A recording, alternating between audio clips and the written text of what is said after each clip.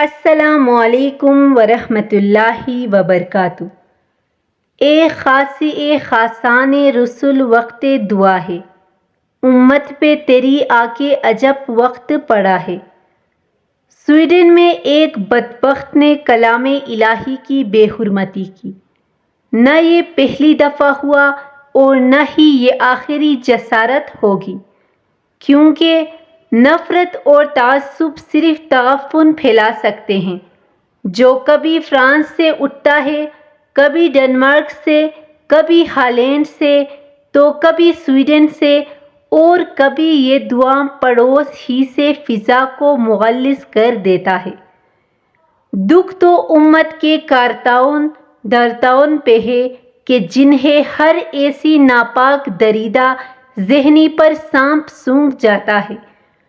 Pope بول اٹھے، یورپی یونین نے آواز لگا دی، یہاں تک کہ اردن اور مراکش نے اپنے سفراء واپس بلا لیے، لیکن اپنے یہاں بات بات پر بھڑک اٹھنے والے اشاروں کے منتظر اسلام کے ٹھیکیداروں، اسلام کو بیچ کر اسلام کو کھانے والے بھی خاموش رہے، قلمکار بھی چپ اور صداکار بھی مہر بلب۔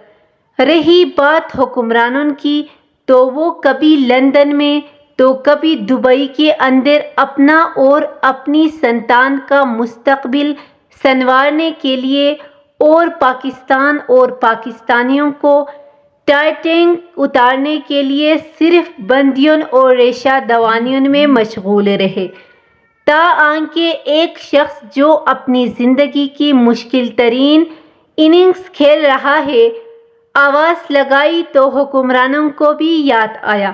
عوام تو کل نکلے، لیکن اسمبلی کا اجلاس جو اچانک ملتوی کیا گیا تھا، آدھرتے نیبی ترمیمی ضابطوں کے اجراء کے لیے، یا غالباً یہ دیکھنا تھا کہ موٹر وے پر کہا جاتا ہے کہ بابا معاف کرو یا جاؤ گزر جاؤ، معاف کیا، تمہارا ٹیکس تمہارے ووٹروں کے ذمہ بھی ہوا، جس میں کچھ کہا گیا نہ کہنے کے برابر۔ مسلمانوں کا مسئلہ ہے مسلمان ہونا، لیکن اسلام کو ست سلام کہنا۔ سید قطب نے اپنی کتاب مغالم فی الطریق میں بہت خوبصورت تشخیص کی تھی کہ آج کے مسلمان کا قرآن سے کوئی تعلق ہی نہیں، تو پھر اسے سویڈنی حملہ ہو یا صہیونی کیا سروکار، وہ قرآن پڑھتا ہے تو صرف ثواب کے لیے یا تحقیق کے لیے، عمل کے لیے بالکل نہیں۔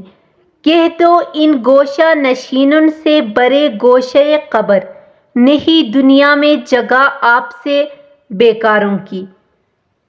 جبکہ قرون اولیٰ کے جو مسلمان تھے وہ قرآن کی آیت پڑھتے تھے تو اس کی تفسیر بن جاتے تھے۔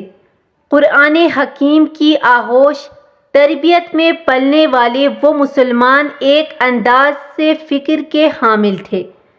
صدق و صداقت، لازوال محبت، سلامتی اور وفا کے رستوں پر چلنا ان کا مقصد حیات، حصول علم اور جاہلیت کے اندھیروں کو دور کرنا ان کا محور و مرکز ہو گیا تھا۔ مواخات و عفو و درگزر ان کا اوڑھنا بچھونا۔ اگلی رات یاروں کی محفل میں جب میں نے کہا کہ معاف کرنا خدائے صفت ہے، تو ایک محترم سے فوری جواب آیا کہ اس خدائے صفت سے حصہ پانا بڑے لوگوں کا نصیب ہوتا ہے، بونوں کا نہیں۔ تو مجھے سیدنا علی شیر خدا رضی اللہ تعالیٰ عنہ یاد آئے کہ دشمن نے تھوکا تو تلوار ہٹا لی کہ ذات کا معاملہ بن گیا۔ چنسبت خاک را با عالم پاک، نتیجتاً عظمت ان پر ٹوٹ کر برسی، دنیا کی امامت ان کے سپرد ہوئی اور تاریخ ان کے کارناموں کی امین بن گئے۔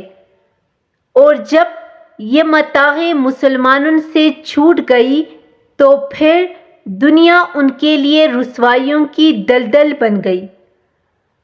وہ معزز تھے زمانے میں مسلمان ہو کر، وہ معزز تھے زمانے میں مسلمان ہو کر، تم خوار ہوئے تارک قرآن ہو کر۔